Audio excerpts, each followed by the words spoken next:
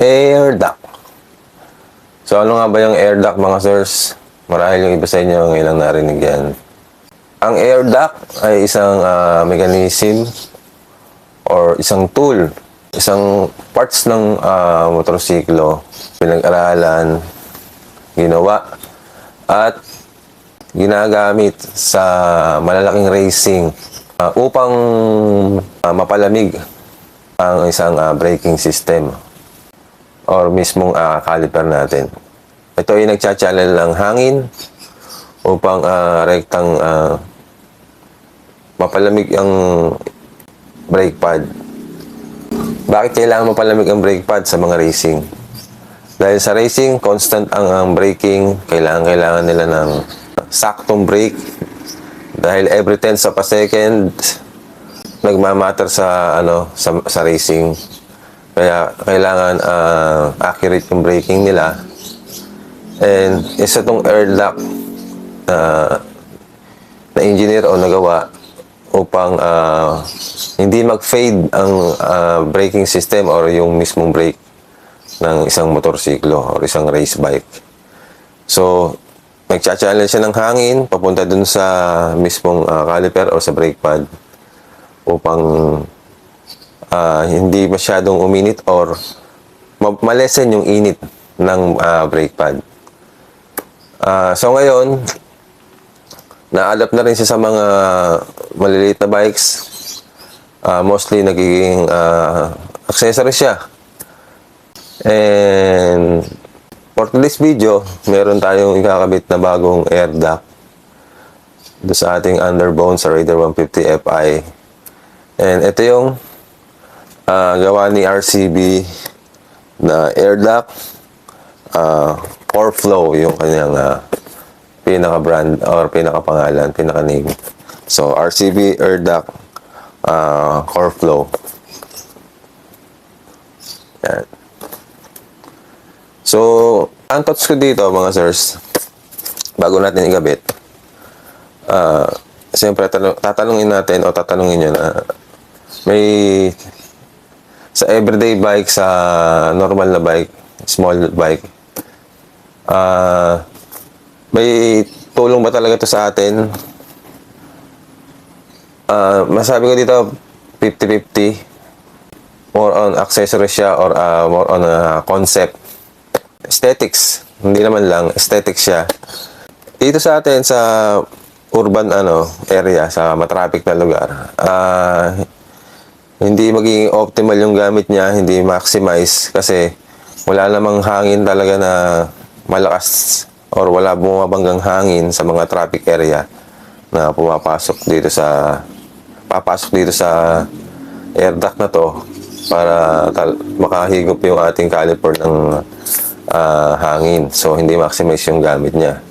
Maximize lang to magagamit, optimal yung gamit niya kapag open area, tapos cruising speeds, tapos braking, doon siya makakahagap ng hangin. Pero sa mga traffic, stop and go, hindi ko masabing optimal yung magiging magiging pag kinabit siya, magiging gamit niya kung hindi siya ganun ka-optimal kasi wala namang masyadong hangin papasok doon sa mga traffic stop and go. And I think, kung kahit wala ito, hindi naman ganun talaga kailangan siya para sa isang everyday bike na nasa traffic ka lang, pasok sa trabaho. Pero, yun nga, aesthetic, more on a concept basis, ganun. Technically sa street GP concept. Masabi ko, maganda siya. And at least nandun siya, merong kahit pa paano, pag nag-ride ka naman ng isang open area, halimbawa, nag-long ride ka, gamit, at least may tulong yung brake pad. Meron ka nang nakakabit na ganito na makakatulong doon sa ating braking system, sa ating caliper na, yun nga, mapalamig yung ating caliper and hindi mag-fade yung ating preno. Pero bottom line, technically ako sa sarili ko, hindi ko naman talaga siya kailangan. Dahil dito lang tayo sa traffic. And hindi pa umabot sa ganong init yung ating rotor disc para mag-fade yung ating mga preno. So, nakabit ko siya for aesthetic and sa ngalan ng konsepto. Ika nga. So, yun. Ito yung RCB Core Flow. So, tara, hindi, pakita ko muna sa inyo. Ayan. So, yan, meron siyang maliit na leaflet na may instruction. Siyempre, yan, RCB yan, hindi yan mawawala. So, yan. Kompleto sa tornilyo. Yan, may 10 mm. Natingin ko mga M10 na ano to, siguro by 25 or 30. Tapos isang maliit na mga, ano siguro to, M8 by 15. So, i-figure out natin kung plug and play sa Raider 150 Fi. Kasi technically, ito ay pang Y15ZR, Sniper 150 yun. Y16ZR, Sniper 155 yun. And RS150. RS-X. Hindi ko alam kung ano yung RS-X na yun. Siguro Winner X. Winner X yun. May kasama din siyang CNC na bracket. Ayan.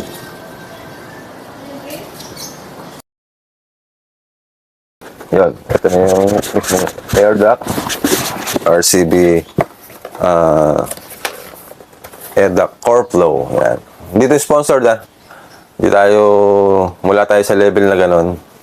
So, binibigyan ko lang kayo ng thoughts kung dito sa pagkakabit ng isang air duct sa isang everyday bike, small displacement bike. Ayan. So, dito magcha-channel yung hangin, lalabas dito, papunta dun sa caliper or sa brake pad. And, ito talaga itong konsepto na ito nakuha sa mga prestiyosong racing kagaya ng MotoGP. Doon talaga malalaki yung air duct. Kahit yung kanilang mismong rotor disc, carbonized na hindi siya gano'ng naiinit, naglagay pa rin sila ng air duct. Lahat ng papalamig doon sa braking system, ginagawa nila doon para maging accurate nga yung braking. Kasi sa MotoGP, every tenths of a second talagang nagmamatter. And yung braking, kailangan maganda, accurate. So, ayun mga sirs, ikabit na natin to and check natin sa Raider 150 Fi kung magiging plug and play and kung magiging aesthetic nga. So, ayun lang mga sirs, tara. So, yun mga sirs, ito na yung RCB Core Flow Air Duct. And made siya sa plastic, hard plastics. Ayan. So, yun. Hard plastic siya, magaan. And upon checking, upon test fitting, para may kabit ko pa rin makapagkabit pa rin ako ng aking paboritong tornilyo. Yung, tawag dito, TC4. So, yung tinatawag nating titanium bolts. So, since magkaka-bracket siya, ibig sabihin mabibitin yung tornilyo. And sukatin ko yung mismong bracket, yung kapal na mag-a-add dun sa bracket tsaka tornilyo. Upon dun sa, kasi nung na-test fit ko siya, dun siya may kakabit sa bracket papunta sa front forks. So, dahil magdadagdag tayo ng bracket, so kailangan madagdagan din yung haba ng tornilyo. Ayan. So, 6 mm yung dagdag niyang kapal. So, kailangan, yung tornilyo natin doon ay M8 by 25. So, kailangan meron ako ditong at least by 30, M8 by 30 na yun nga yung paborito kong tornilyo, titanium. Parang may naitago ako dito. Yan. Titanium siya. So, kailangan at least 30 siya. M8 by 30. So, yan. So, 30 na rin yan. Yung 29.6 na yan, consider 30 na rin yan. So, tatry natin to. Ito ngayon yung gagamitin natin. Instead na ito. Kasi hindi ko alam kung stainless to eh. So, kung stainless man to, kaya lang, mas paborito ko itong mga ganitong titanium bolts. So, yon. Ngayon, ikabit na natin siya. Try na natin siyang ipit doon sa caliper. Tara! So, ayan mga sirs, dito natin siya ikakabit. So, gamit ko ngayon ay itong RCB na 30th anniversary na R1 caliper. So, nung sinukat ko kanina upon test fitting, dito siya magbabracket. So, tara, check natin. Ayan mga sirs, ganun siya. Ganun yung magiging itsura niya. So, tara, try natin baklasin yan.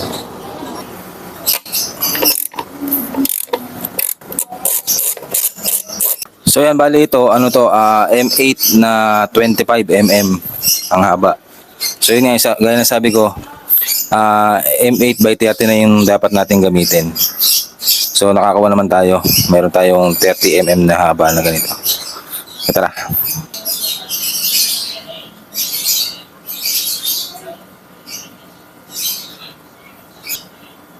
Meron nga pala siyang kasamang lock washers. Yan, isang maliit at isang malaki. Hindi ko sure kung magagamit to. And spacers. Spacer, ayan. May isang spacer. Ito for sure magagamit yan. Itong spacer na itim na to. And normal na washer, meron din. Isang maliit, isang malaki. Ayan.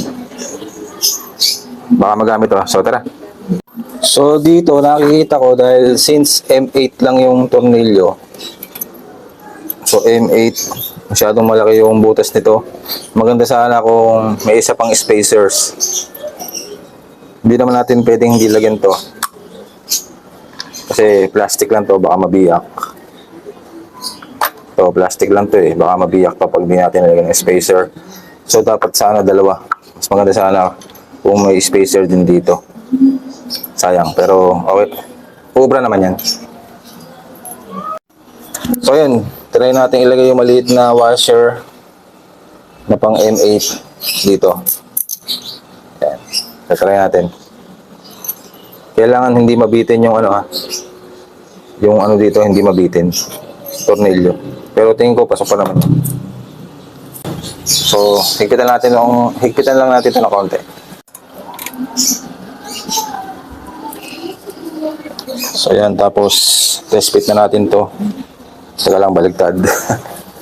So ito yung tama mga sirs At yung balon nakaharap dito sa labas. Kasi dito siya hihiga. So itong parang balon na to nakaharap dito sa labas. So may space, may washer na maliit. And then mas mahabang tornilyo. M8 by 30 yung gamit ko.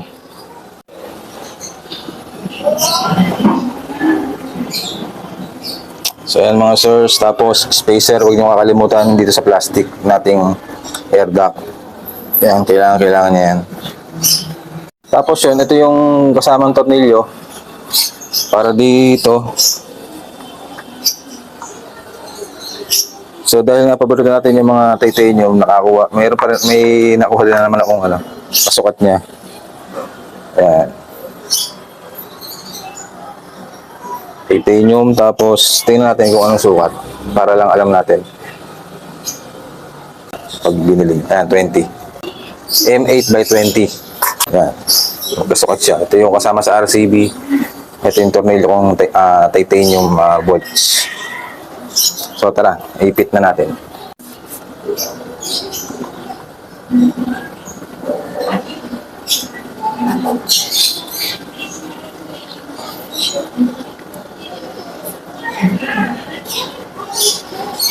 So yan mga sirs, upon checking wala naman sayad, malayo. So yan na yung magiging itsura niya.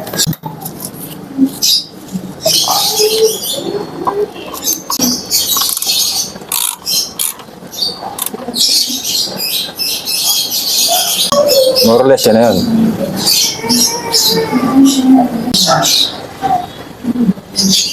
So, check natin yung ano, kung gaano kalaki yung clearance, kung hindi ba sasayag. So, yun naman yung clearance niya. Malayo, mga 4 mm siguro ang ano niyan. Ayan o. 4 to 5 mm ang ano, clearance. So, siyempre, pre-wheel check natin. Yung ibang naka-R1 caliper, wala halos pre-wheel yung mga yan. So, tara, pre-wheel check natin para sigurado. Kung hindi nagbago yung kanyang pre-wheel. So, yun. Pre-wheel pa rin naman. Goods na goods. So, yun na yung mga sirs. Doon na to mga source para sigurado lang, nilagyan ko na rin ito ng thread locker para kung at least mabitin man yung tornilyo. Kasi tansya ko dito mga 1mm, mabibitin to ng 1mm eh. So, lagyan natin ito ng thread locker para secure yung tornilyo. So, dito final higpit na natin para dun sa ating bracket. And meron yan thread locker. So, para talagang wala nang kawala. And fitment nung hangin, pasok na pasok siya dun sa ano, sa brake pad, tamang-tama. Sukat na sukat, parang talagang plug and play para sa ating Raider 150 Fi.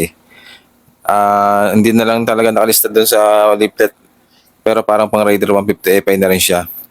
As long na ganto rin yung inyong setup, walang very smooth yung magiging pagdalagay nyo. Ayun, ito yung natira mga tornilyo. Ayun yun lang mga sirs. Siyempre, bigyan natin kaprasong montage. Yeah, check the fit.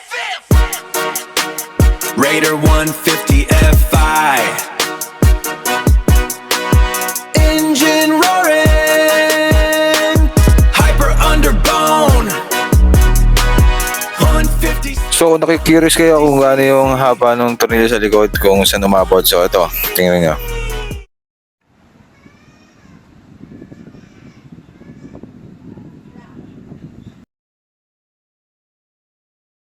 So, plug and play, sabi ko, and adjust lang kayo ng konti sa mga tornilyo. So, yun lang mga sirs. Ride safe. Bye.